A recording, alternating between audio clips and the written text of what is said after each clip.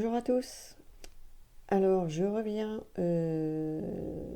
vous parler de ce que je vous avais annoncé dans ma dernière vidéo. C'est-à-dire que je viens vous parler aujourd'hui de la vibration du chiffre 1, de l'énergie du 1 que nous avons l'occasion d'expérimenter particulièrement en ce mois de janvier 2025, puisque nous sommes vraiment sur cette énergie. Et au-delà de ce mois de janvier 2025, il est fort probable que vous portiez ce chiffre 1, soit dans les chiffres de votre date de naissance, soit sur votre chemin de vie par rapport à votre date de naissance, soit sur la vibration de votre prénom, soit la vibration de votre nom. Quoi qu'il en soit, il y a certainement du 1 qui se cache quelque part à travers les lettres de votre identité et les chiffres de votre date de naissance. Donc je vais peut-être, certainement faire une série de vidéos sur l'énergie des chiffres. Et je vais vous parler aujourd'hui de l'énergie du 1. Pour ceux qui ne me connaissent pas, je tiens à préciser que je ne suis pas du tout numérologue, mais que je suis attirée et surtout inspirée par l'énergie des chiffres que j'utilise moi-même dans mes séances de libération, puisque je relie les chiffres aux mémoires. Et moi, c'est ce qui m'intéresse en fait. Ce sont surtout les mémoires que l'on retrouve derrière ces énergies, parce que c'est le but de mon travail de libérer les mémoires. Et nous portons effectivement l'énergie de nos données de naissance, pour que l'on puisse se reconnaître d'une part, mais aussi pour qu'on puisse évoluer à travers ce message que nous a laissé notre âme dès notre naissance, pour que l'on puisse reconnaître qui l'on est et savoir qu'est-ce qu'on est venu apprendre, expérimenter et transmettre dans cette incarnation. Donc tout, absolument tout, toute notre essence profonde est contenue dans ces quelques lettres et ces quelques chiffres qui, à travers différents calculs pour la numérologie, vont nous amener beaucoup d'informations sur qui l'on est vraiment et ce pourquoi nous nous sommes incarnés. Et donc je parle bien d'incarnation, puisque ce qui m'intéresse personnellement et professionnellement, c'est de savoir effectivement le pourquoi nous nous sommes incarnés, et surtout le pourquoi nous n'arrivons pas à justement accomplir le chemin que notre âme a choisi d'expérimenter dans cette incarnation-ci. Donc quand on a des difficultés justement à intégrer notre énergie de naissance, c'est qu'il y a des blocages, qu'il y a des nœuds karmiques notamment, karmiques et transgénérationnels bien sûr, mais aussi des peurs, des croyances qui peuvent émerger à partir de cette vie-ci, à partir de l'éducation que l'on a reçue, des schémas qu'on nous a transmis, mais qui peuvent aussi pour beaucoup, et je dirais même pour la plupart, la partie de l'iceberg qui est beaucoup moins visible, se situe au niveau de notre karma. Donc, c'est intéressant d'aller voir un petit peu qu'est-ce qu'on porte dans notre énergie de naissance, pour aller voir qu'est-ce qu'on a justement à libérer au niveau des peurs, des croyances, des mémoires, pour enfin pouvoir accomplir ce que notre âme est venue accomplir dans cette vie-ci. Alors je vais commencer par vous parler un petit peu des... Je vais vous donner quelques petites informations sur l'énergie générale. Je ne vais pas ici vous faire un cours détaillé sur l'énergie du 1. Il n'est pas question d'en faire une conférence. Juste vous interpeller sur quelques petites pépites qui pourraient vous parler et vous aider justement à aller de l'avant en prenant conscience de ce que vous portez justement dans vos énergies de naissance de manière totalement inconsciente. Donc l'énergie du 1, c'est avant tout, le 1, c'est avant tout l'initiateur. C'est l'innovateur, c'est vraiment celui qui s'est incarné pour apporter quelque chose de nouveau dans cette incarnation.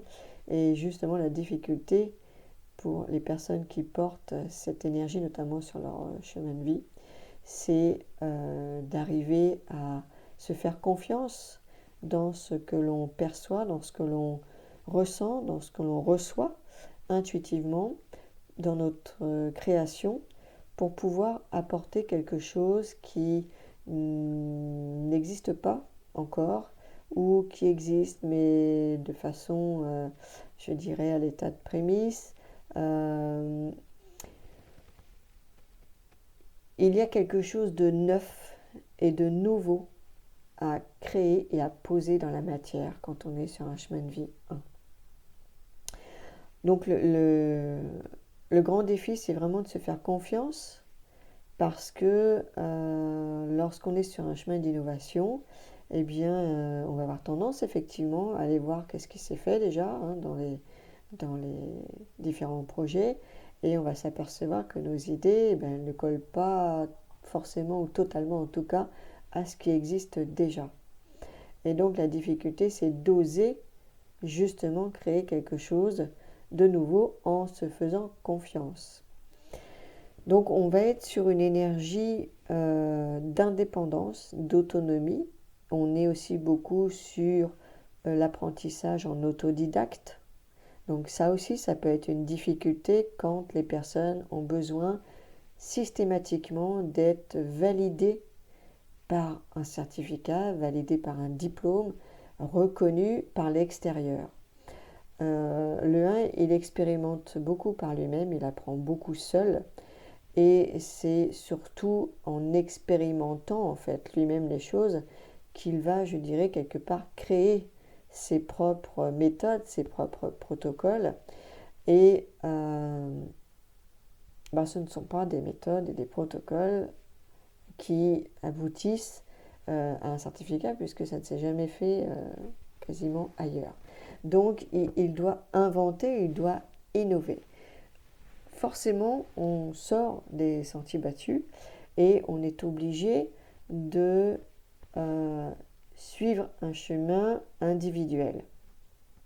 Donc c'est sortir des comparaisons, c'est sortir de ce besoin de reconnaissance extérieure et apprendre à se reconnaître soi-même dans nos valeurs, dans nos potentiels, dans nos compétences que l'on a déjà de manière innée.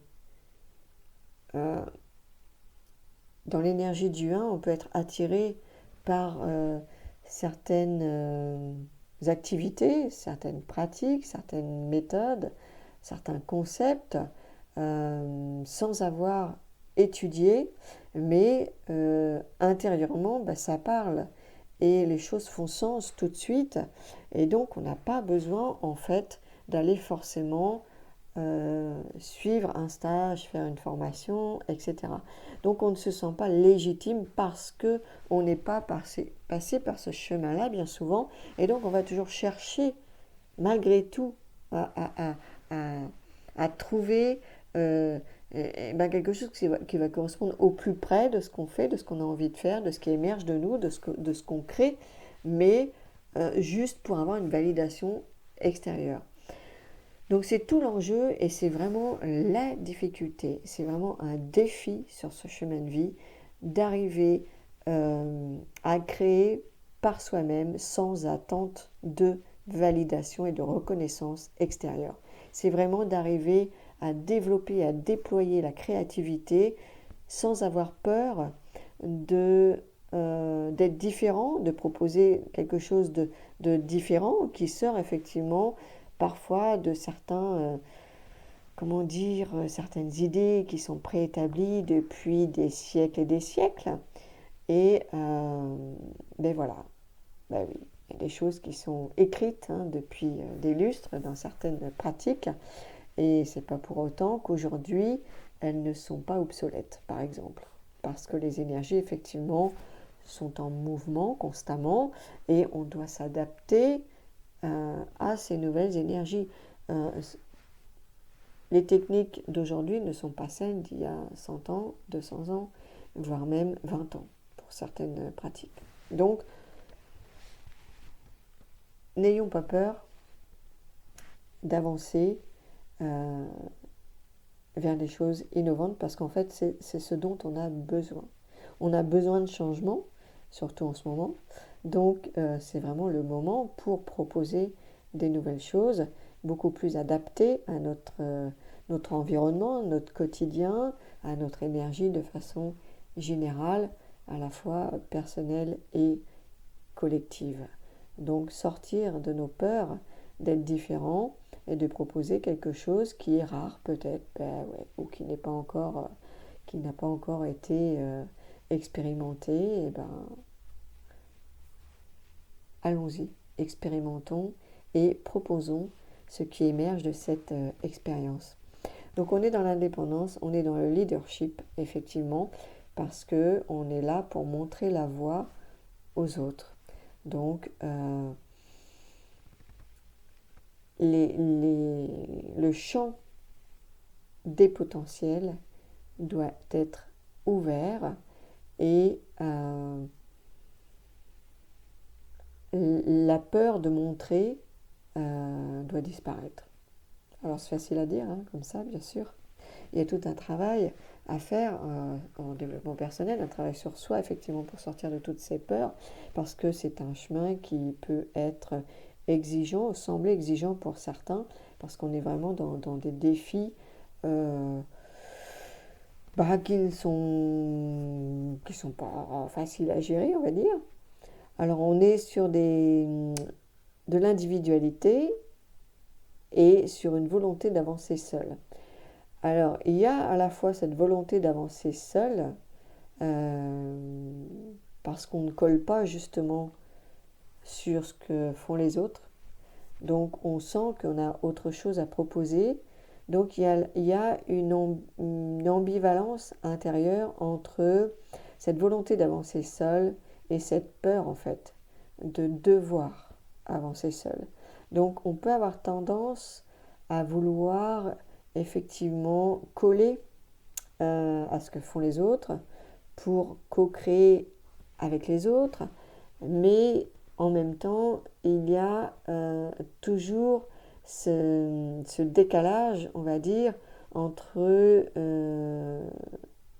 suivre ce qui a déjà été fait ou alors arrêter de suivre et devenir le leader. À un moment donné, on est obligé finalement de poursuivre son chemin seul parce que on sent que on est freiné dans notre créativité ou alors on est frustré parce qu'on ne peut pas correspondre à un schéma qui est déjà établi. Et on va pouvoir marcher un temps, effectivement, avec d'autres, mais à un moment donné, on sent que, non, il y a autre chose à proposer. Et donc, on peut à la fois être dans cette volonté d'être indépendant à 100% et en même temps dans ce besoin de partager aussi avec les autres et de co-créer avec les autres. Et il y a un juste équilibre en fait à acquérir avant de pouvoir le faire. Et au départ, c'est peut-être pas forcément évident parce qu'il y a vraiment un travail sur soi à faire avant de pouvoir accepter aussi que chacun est unique et que chacun a sa place. Et même si chacun a quelque chose d'unique à proposer, eh bien, on peut aussi mettre en commun l'unicité de chacun et de réunir les compétences. Donc ça demande un certain travail, ça demande aussi à apprendre à travailler à plusieurs, parce que l'énergie du 1, c'est le 1, c'est pas 2, c'est pas 3, c'est pas 4. Donc il y a une difficulté aussi à aller vers les autres, à aller vers le groupe particulièrement, et notamment à trouver sa place dans ces groupes.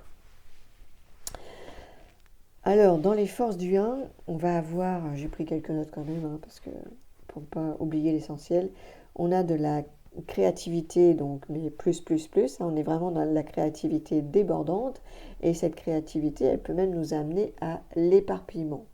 Donc, là aussi, c'est un défi d'arriver à faire des choix pour ne pas s'éparpiller, parce que le 1, il peut être aussi très curieux et attiré par beaucoup de choses, en fait. Mais à un moment donné, il faut faire des choix justement pour pouvoir avancer, parce qu'à force de papillonner sur de multiples sujets, eh bien on ne va jamais dans la profondeur, on reste dans la superficialité et du coup on n'avance pas, on stagne parce qu'on n'arrive pas à se focaliser sur un ou deux sujets particuliers et donc on est trop dispersé. Et la dispersion noie le poisson, je dirais. Plus on se disperse et plus on se perd. Donc c'est revenir vraiment à l'essentiel pour nous, à ce qui nous fait vraiment vibrer à l'intérieur, à ce pourquoi on est prêt à se lever tous les jours pour travailler sur ces sujets sans jamais ressentir la fatigue, parce que c'est vraiment l'élan du cœur, c'est la passion, c'est vraiment ce qui nous anime, et donc on a vraiment plaisir à faire ce qu'on fait. Donc c'est vraiment se focaliser là-dessus pour trier, et une fois que le focus est mis, c'est aller dans la profondeur de ce sujet-là, justement pour devenir un expert en la matière, devenir un leader et pouvoir ensuite inspirer les autres sur ces sujets et leur donner envie, pourquoi pas, de suivre ce chemin. Donc la créativité, c'est un sujet important parce qu'elle est débordante et il faut apprendre à la canaliser. Donc on est aussi dans la détermination, généralement dans cette énergie 1, quand on a quelque chose en tête, on va au bout, même si ça prend du temps, on ne lâche pas généralement. Quand on sent que c'est vraiment quelque chose d'important, malgré les difficultés, on prend le temps, mais on va au bout des choses. Mais parfois, ça peut prendre effectivement beaucoup de temps, parce que l'énergie du 1 va avoir tendance aussi à commencer beaucoup de choses, beaucoup de dossiers, mais à les laisser en plan et à ne pas les terminer. Donc c'est pour ça qu'il est important de rester focus sur un ou deux dossiers et d'aller au bout de ce dossier avant d'en commencer un autre. Donc c'est un apprentissage, c'est une discipline à acquérir, et le mot discipline pour l'énergie du 1, il est un petit peu allergique à ce mot-là, mais il n'empêche que sans discipline, sans routine, comme on pourrait dire aussi, eh bien on n'avance pas. Donc voilà, c'est un effort à faire, ça demande de la concentration, ça demande de l'énergie, mais sans cela, on procrastine et on n'avance plus. Alors, la créativité, la détermination, la confiance en soi, donc j'en ai déjà un petit peu parlé, ça c'est aussi un chapitre important parce que il y a ce manque de confiance en soi qui fait que, eh bien, on peut être freiné. Donc là, c'est passer à l'étape action, à l'étape j'ose faire les choses, j'ose commencer un pas, deux pas, trois pas, je me mets en route et au fur et à mesure que j'avance et que je passe les différentes étapes de mon projet par exemple, eh bien je prends confiance au fur et à mesure que je suis dans l'action. La confiance, elle vient qu'à partir du moment où vous vous mettez à l'action.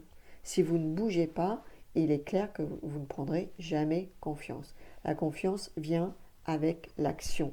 Parce que dans l'action, eh bien, vous vous rendez compte que, ben oui, finalement, vous êtes capable d'entreprendre ce que vous avez décidé d'entreprendre, même si intérieurement, vous dévalorisez et vous ne vous croyez pas capable de le faire, eh bien, lancez-vous le défi, en fait, tout simplement, et de se dire, eh bien voilà, ok, je ne me sens pas capable, eh bien on va voir si je ne suis pas capable, je vais essayer. Et à partir du moment où on essaye, déjà, on a des chances d'y arriver, et au fur et à mesure, eh bien, de se lancer finalement ces défis, on prend confiance parce qu'on s'aperçoit qu'effectivement on y arrive, parce que bien souvent le mental se fait une montagne pour rien et il suffit de passer à l'action pour s'en rendre compte. Donc sans passage à l'action, il ne peut pas y avoir de confiance en soi. Ensuite, la capacité d'initiative, eh bien effectivement on est dans cette énergie pour ça, pour prendre des initiatives, pour prendre les devants, pour prendre des décisions, pour oser prendre certaines responsabilités et pour pouvoir ensuite justement prendre cette place de leader et assumer pleinement son leadership. Alors dans les défis, on peut avoir des difficultés à collaborer, donc c'est ce que j'ai expliqué tout à l'heure, la difficulté à rentrer en coopération avec les autres, comment dire, à supporter aussi les énergies des autres, parce qu'en fait, le 1 est aussi dans une énergie très sensible et il capte effectivement beaucoup les énergies des autres, les émotions des autres, il est dans l'empathie. Et donc, c'est pour ça qu'il a aussi tendance à fusionner avec les autres, et c'est toute sa difficulté, et c'est ce qui, en même temps, l'empêche d'aller vers les groupes. Parce qu'il y a un trop-plein d'énergie, lui-même déjà a un trop-plein d'énergie à l'intérieur de lui, donc qu'il doit apprendre à canaliser. Donc effectivement, quand il est en groupe, il perçoit et il capte énormément les énergies des autres. Et si vous n'avez pas fait de travail sur vous, si vous n'êtes pas allé libérer justement vos mémoires, vos peurs et vos croyances, vous allez être fortement impacté par les énergies des autres. Une fois que vous faites votre travail au niveau personnel, vous arrivez à canaliser et à ne plus fusionner avec l'autre. Parce que là, je vais rentrer dans le sujet des mémoires, parce que c'est quand même le but à la base. Les mémoires sont magnétiques. Donc, vous allez rentrer en fusion avec les autres par rapport aux mémoires que vous portez dans vos cellules. Sur le plan subtil, sur le plan énergétique, vous allez rentrer en relation avec l'autre de manière magnétique. Comme des aimants, vous allez attirer à vous des personnes qui vont vibrer sur les mêmes blessures inconscientes que vous. Donc, forcément que si vous n'avez pas fait ce travail personnel, vous allez être bousculé, dérangé et parfois même très impacté par l'énergie de l'autre qui va venir quelque part titiller vos propres blessures, même de manière inconsciente. Et vous n'allez pas comprendre pourquoi parfois telle personne, vous avez du mal à les supporter parce que tout simplement elles vous dérangent. Elles viennent bouger les lignes intérieures, elles viennent réveiller les mémoires et vous n'avez bien souvent pas conscience de ça. Nous rentrons d'abord en connexion avec les autres énergétiquement avant de se connecter physiquement. Donc effectivement, on va attirer à nous tout un tas de personnes qui vont venir réveiller nos mémoires. Et dans l'énergie du 1, j'en arrive au cœur du sujet. Je vais vous donner quelques petites informations, donc je ne vais pas vous donner toute une liste parce qu'il peut y en avoir beaucoup. Donc je vais vous donner quelques idées. On peut être dans une incapacité justement à se sentir autonome, donc on a des mémoires d'incapacité dans l'autonomie à résoudre. On a des mémoires de dépendance aux autres aussi, notamment au niveau affectif. On est dans des mémoires aussi de difficulté à prendre des décisions seules, à prendre des responsabilités seules, à faire des choix seuls. On peut être dans des mémoires de refus, justement, de responsabilité par peur de l'échec. On peut être dans des mémoires d'avoir été contraint de renoncer à notre propre pouvoir et des mémoires donc de soumission totale, des mémoires même d'esclavage, de sacrifice. On peut être dans des mémoires de difficulté à prendre pleinement sa place, dans des mémoires de frustration face à l'incapacité d'innover, à l'incapacité d'aller au bout de nos projets. On peut aussi être dans des mémoires d'avoir renoncé à nos rêves justement par sacrifice pour répondre aux attentes des autres, aux attentes extérieures.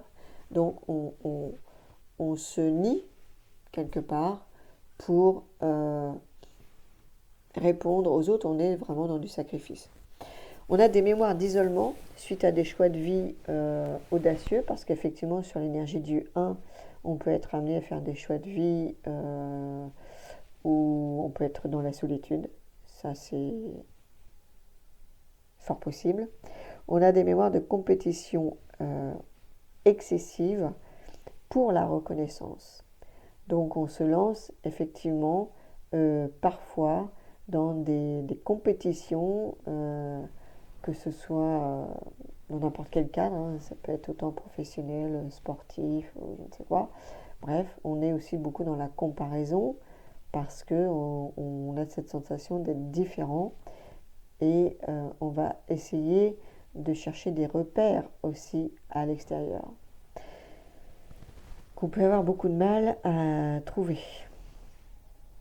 On a des peurs et des croyances, on a des peurs de l'échec, des peurs de l'isolement, les peurs de l'abandon, des peurs des responsabilités, les peurs de rejet, parce qu'on se sent différent, les peurs du jugement, parce qu'on a des choses à proposer qui sortent des cadres.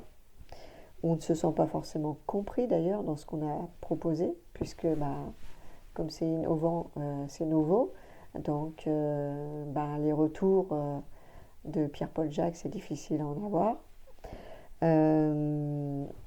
On peut avoir une peur de perdre son pouvoir personnel, peur de perdre sa place, que ce soit dans le cadre professionnel, familial, amical. On peut aussi être beaucoup dans des incertitudes, dans des doutes.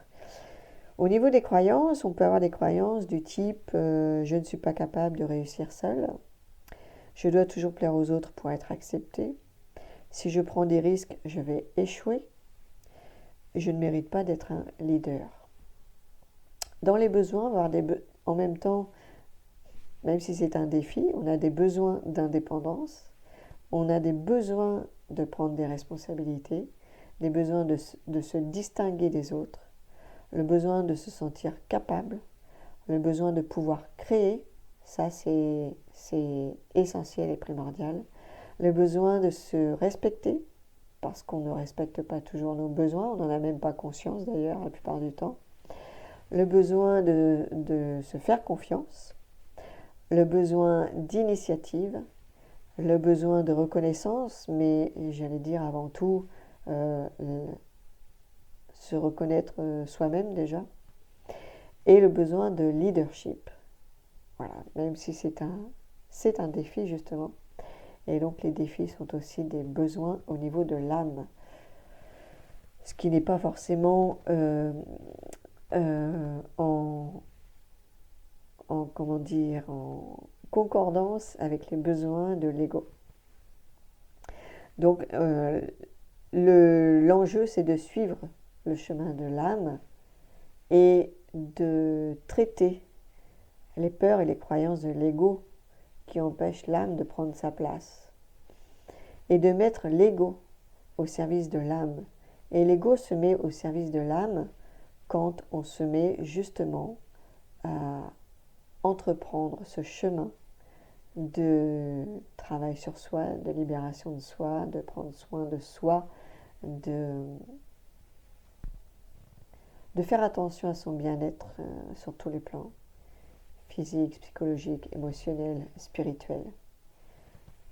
Donc on peut effectivement mettre l'ego au service de l'âme en lui demandant de nous aider justement à trouver le moyen d'être dans cette dynamique.